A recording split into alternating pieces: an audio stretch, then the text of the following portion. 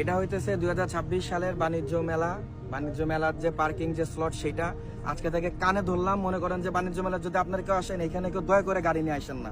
আমরা একটা ঘন্টার জন্য গাড়ি এখানে রেখে গেছি তাদের কাছে। এখানে আমরা গত দুদিন আগেও আসছিলাম, তারা দুদিন পর পর শুধু পার্কিং এর চার্জ ধরেন যে 20 টাকা 30 টাকা 60 টাকা এইভাবে বাড়াচ্ছে। আমাদের কিন্তু এই নিয়ে কারোর উপর কোনো ক্ষোভ কোনো দুঃখ বা কোনো কথা নাই।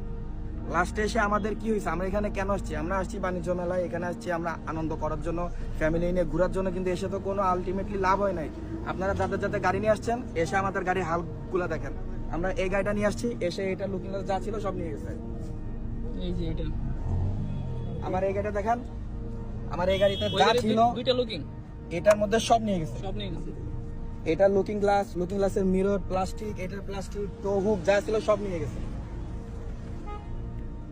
আপনারা যদি বাণিজ্য মেলা আসেন তাহলে আপনাদের সাথে ড্রাইভার নিয়ে আসবেন, নাহলে নিজস্ব লোক নিয়ে আসবেন। যতক্ষণ বাণিজ্য মেলায় থাকেন ততক্ষণ গাড়ির সাথে লোক থাকবেন, নাইলে আমাদের মতো গলা কাটা যাবে আপনার।